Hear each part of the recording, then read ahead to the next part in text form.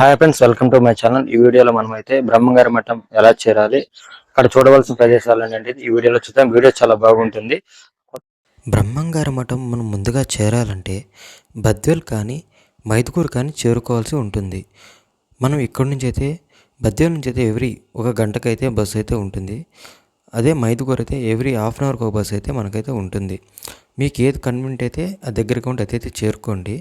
మనం ఇక్కడ బద్వేల్ నుంచి అయితే ఉదయాన్నే అయితే మనకి 8 బస్సు అయితే రెడీగా ఉంటుంది. నాకైతే దగ్గర అయితే బద్వేల్ అయితే దగ్గర ఉందన్నమాట. అందుకని ఉదయాన్నే మార్నింగ్ 8 బద్వేల్కి చేరుకోవడం జరిగింది. ఎలా మనకైతే ఇక్కడ నుంచి అయితే బస్సు అయితే బయలుదేరుతుంది. కాబట్టి మీకు ఏది కన్వీనియంట్గా ఎక్కడ దగ్గరకు ఉంటే అక్కడి నుంచి చేరుకోండి. ఇంకా మనం ఇక్కడ నుంచి బయలుదేరుతాం. బయలుదేరిన 1.5 అవర్లు అయితే నేనైతే బ్రహ్మంగారి మఠం అయితే చేరుకోవడం జరిగింది. మనం దిగిన ఈ సర్కిల్లోనే మనకైతే చుట్టుప్రక్కల హోటల్స్ కానీ రూమ్స్ కానీ అన్ని అందుబాటులో ఉన్నాయి. ఇప్పుడు మనం లోపలికి వెళ్దాం పదండి.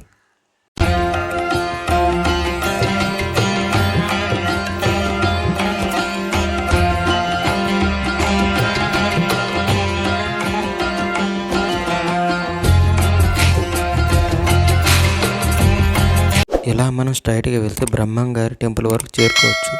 వెళ్దాం పదండి.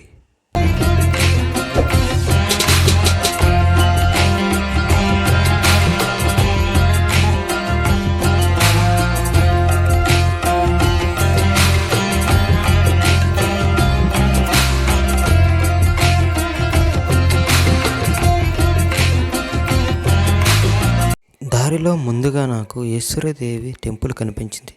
రండి లోపలికి వెళ్దాం.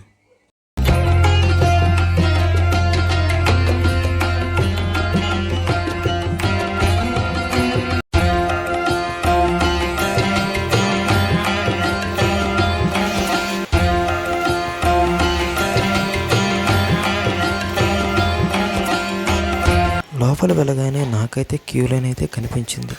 ఈ క్యూ లైన్లో డైరెక్ట్గా అమ్మవారిని దర్శించుకోవచ్చు. ముందు మనం దర్శించుకుందాం పదండి.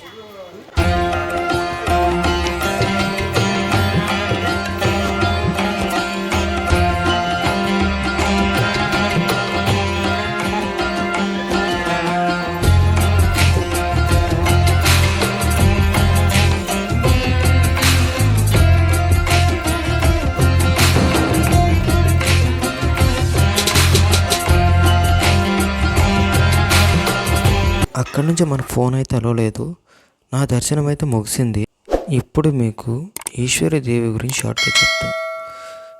ఈశ్వరీదేవి బ్రహ్మంగారి మనవరాలు. బ్రహ్మంగారి తర్వాత జీవ సమాధి చెందింది ఈమె. ఈశ్వరీదేవి గారు 1703లో జన్మించారు. ఎగ్జాక్ట్లీగా బ్రహ్మంగారు జీవ సమాధి చెందిన 10 ఏళ్లకు ఈశ్వరీదేవి గారు జన్మించారు. ఈశ్వరీదేవి గారు తన 13 ఏళ్ల వయసులో తను బ్రహ్మచారిగా ఉంటానని చెప్పి ఎగ్జాక్ట్లీ బ్రహ్మంగారి మఠం నుంచి 3 కిలోమీటర్ల దూరంలో గుహలో 13 ఏళ్ళు తపస్సు చేసి అక్కడ ఆమె శక్తులను పొందడం జరిగింది. ఈ గుహనే ఇప్పుడు ఈశ్వరీదేవి గుహ అంటారు. ఈశ్వరీదేవి గారు ఆ కాలంలోనే బాల్య వివాహాలు, స్త్రీ విద్యపై ఉద్యమం చేయడం జరిగింది. ఈ ప్రదేశంలోనే ఆమె జీవ సమాధి చెందింది. ఇక నా దర్శనం పూర్తయింది. ఇప్పుడు మనం బ్రహ్మంగారి మఠాన్ని బయలుదేరదాం పదండి.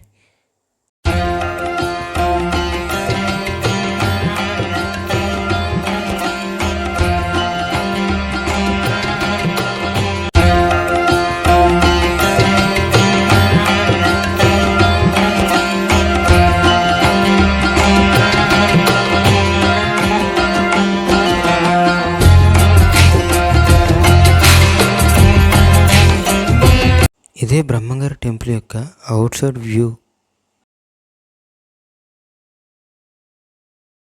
రండి లోపలికి వెళ్దాం.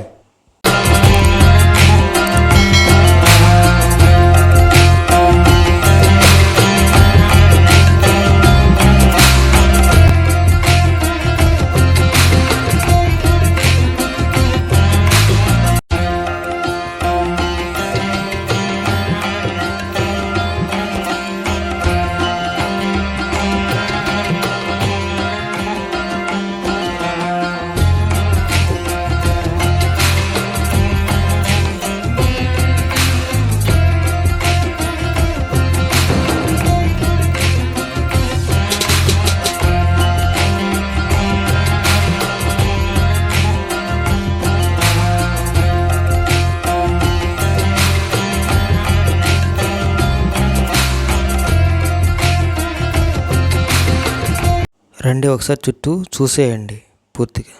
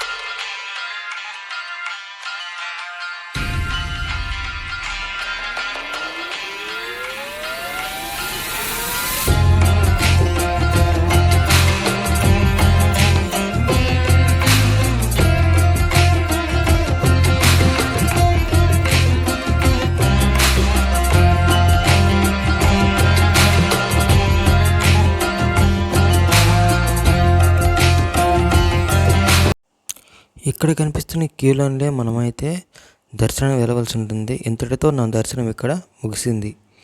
ఇప్పుడు మనం వారు జీవించిన ఇంటికి బయలుదేరదాం పదండి. ఇది గుడి ఎదురుగా ఉంటుంది.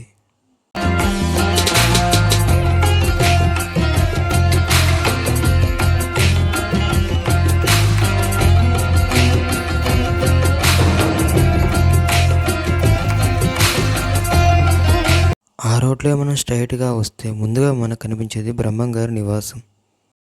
పదండి లోపల వెళ్ళి చూద్దాం.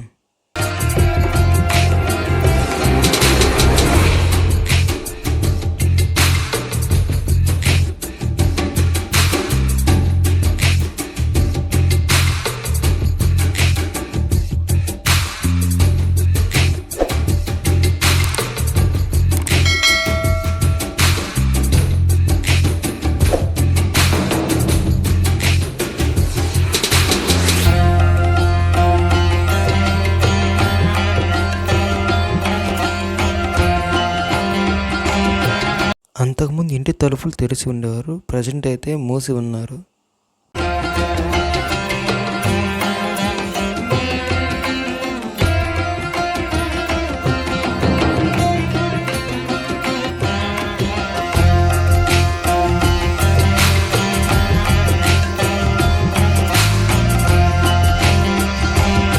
ఈ పక్కనే బ్రహ్మంగారు స్వయంగా తవ్విన బావి ఉంది. రండి దగ్గరికి వెళ్ళి చూద్దాం.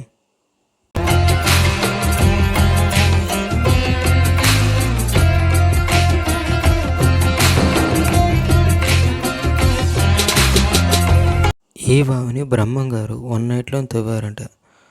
ఉదయం చూసిన గ్రామ ప్రజలు ఆశ్చర్యపోయారట.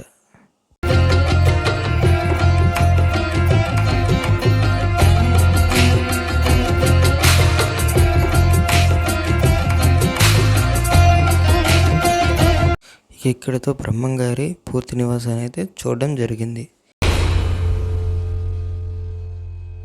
ఈ ఇంటి వెనకే బ్రహ్మంగారు పోలేరమ్మ చేత నిప్పు తెప్పించుకున్న ప్రదేశం ఉంది. చూద్దాం పదండి.